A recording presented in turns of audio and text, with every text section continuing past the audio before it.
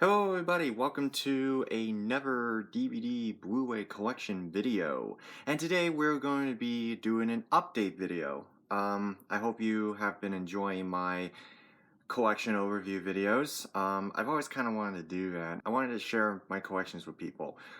But I have an update. A big one.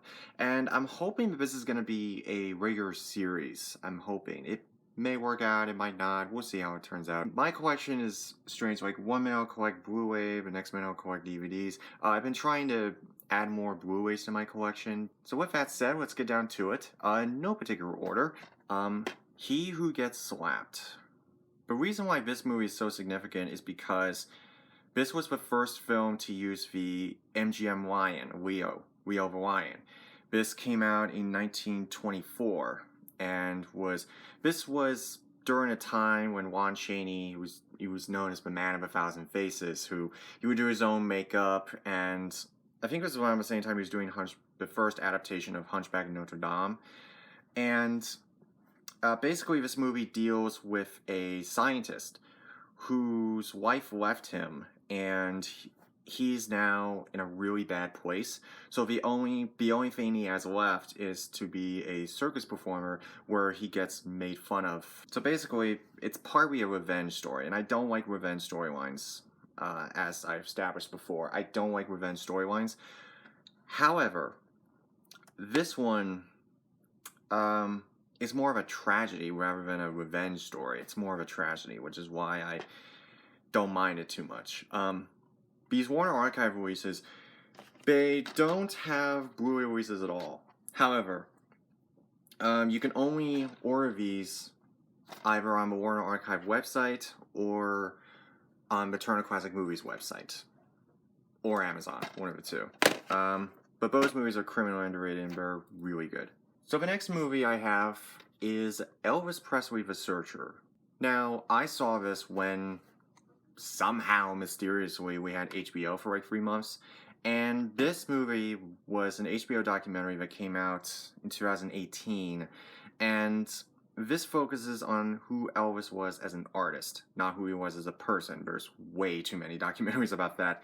But this movie focuses on what kind of an artist he is. And it's got interviews from his ex-wife Priscilla, Jerry Schilling.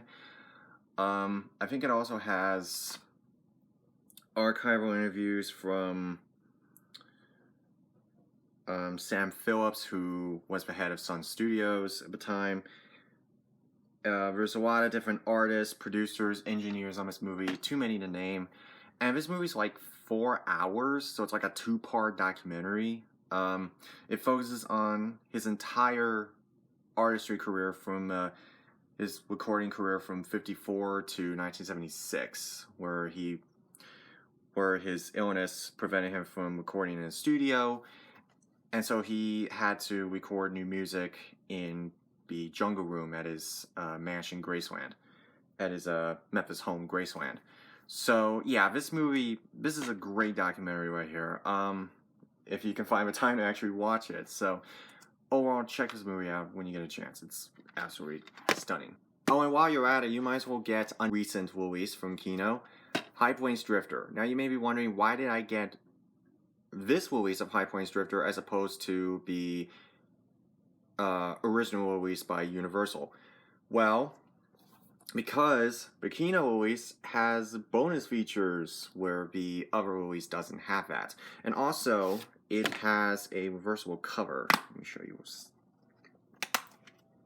Yeah, see, it has a reversible cover there. This movie came out after the success of films like the Dollars Trilogy, Once Upon a Time in the West, and it's a very dark Western.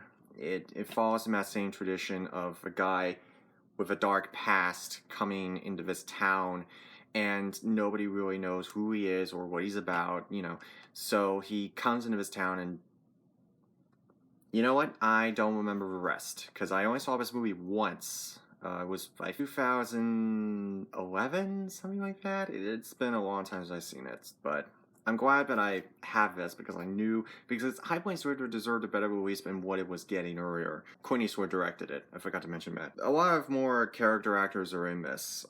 Jack Ging, G-I-N-G, from Point Misty for Me, another Clint Eastwood movie.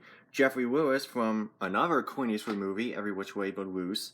Anthony James from In the Heat of the Night. John Hillman from Blazing Saddles, and Mariana Hill from The Baby, which is a very, I don't know, I heard about it, but I was just like, I don't really... And also, the cinematography was done by Bruce Surtees, who also did Dirty Harry. Another Clint Eastwood connection. So this movie is, you know, everything you like about Clint Eastwood, plus more. But again, it's been a long time since I've seen this. But this, along with The Art of Love, came out the same year. So these are relatively new releases. And I'm actually glad I picked these up. So check out Kino.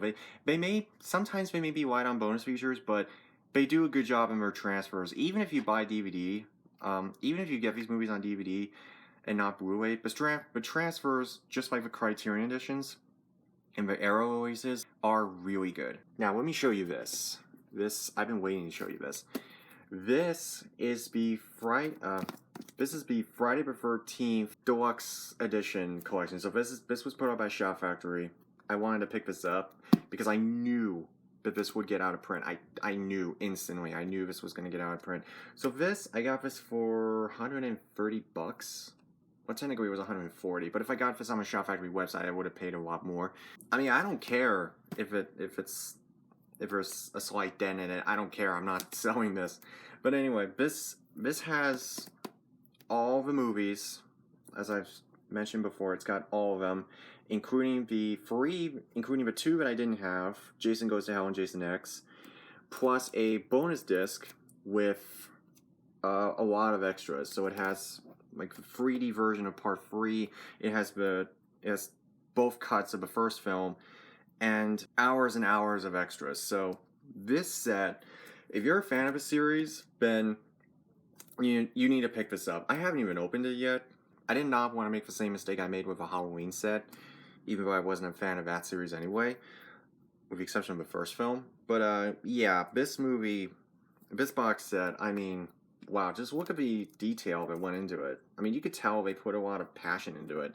Now, I do want to point something out, that when this was first issued, there was a problem with 3 of the movies, Part 3, Jason Goes to Hell, and Jason X. There were certain technological tweaks about it that made it that some people had a problem with. So there was a problem with Part 3 where like one of the effects was off. Jason Goes to Hell, like there was an edit in it that wasn't right, and Jason X, I don't know what was wrong with it, but anyway. Shout Factory issued a free replacement disc program that you can ask them for replacement discs and they'll send it to you free of charge. And so these are what the discs look like. And so yeah, I am definitely going to enjoy watching all of these. I'm definitely going to, I'm more or less interested in what the bonus features are like than, the actual movies, because I've seen 1 through 6 already. But still, it's going to be really nice to see what the restoration efforts were like. It would be really nice to see what they did in terms of how they were able to restore these movies. What the bonus features are like. Are there any bonus features that were carried over from the other DVD sets? This is going to be really interesting for me. Quite a marathon with this. So, alright. So, if you're a fan of Friday the 13th, definitely pick this set up while you can, because it will definitely go out of print at some point. So, just be aware of that. You should definitely add this to your collection. So, with that said, until next time, good night, guys.